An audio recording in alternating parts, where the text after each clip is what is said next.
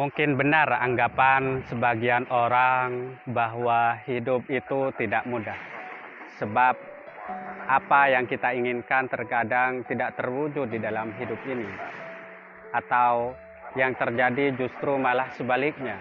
Sesuatu yang tidak kita inginkan malah terjadi dalam hidup. Ketika demikian, tidak jarang orang mengatakan bahwa hidup ini adalah penderitaan. Karena hidup adalah sebuah penderitaan, maka kemudian kita harus menerimanya sebagai sebuah realitas hidup. Justru kita tidak dibenarkan untuk selalu menyerah terhadap penderitaan, kekecewaan, dan luka. Sebagaimana agama mengajarkan terhadap kita bahwa penderitaan, luka, dan kekecewaan itu harus kita hadapi dan sebisa mungkin tidak terjadi di dalam hidup kita. Agama juga mengajarkan bahwa penderitaan, luka, dan kekecewaan itu janganlah dianggap khusus terjadi kepada diri kita. Akan tetapi luka, penderitaan, dan kekecewaan juga terjadi di dalam hidup orang lain. Kalau misalnya hal itu terjadi di dalam hidup kita, maka kemudian kita akan mengalami setidaknya dua hal. Yang pertama adalah bahwa penderitaan itu adalah kenyataan di dalam hidup, dan yang kedua, kita akan menyikapi penderitaan itu dengan rasa pesimis atau rasa ngenes. Kalau demikian, kita akan ada di dalam penderitaan di atas penderitaan. Dalam Al-Quran, surat Al-Imran ayat 140 disebutkan, janganlah engkau bersedih, janganlah engkau khawatir, karena aku ciptakan engkau dalam sebentuk-bentuk yang paling unggul, bila mana kamu beriman.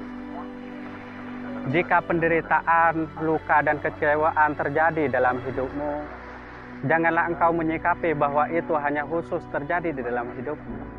Akan tetapi itu juga terjadi di dalam hidup atau golongan yang lain.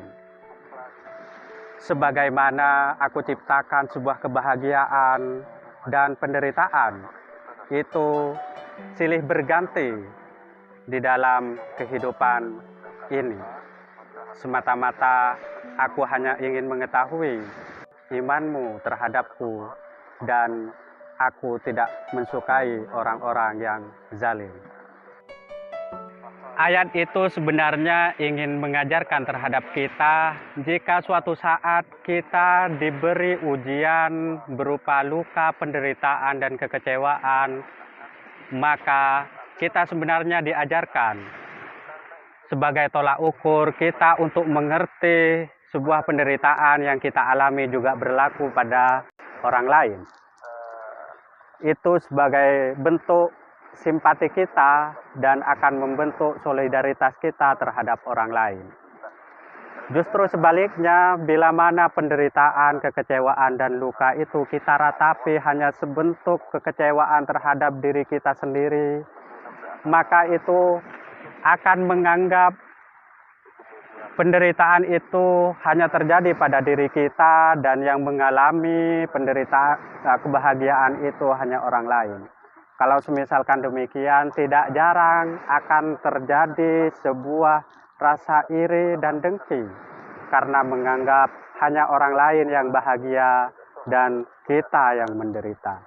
Padahal Nabi Muhammad SAW bersabda, sebentuk rasa dengki itu adalah sebuah penderitaan yang luar biasa, sebagaimana api membakar terhadap kayu bakar.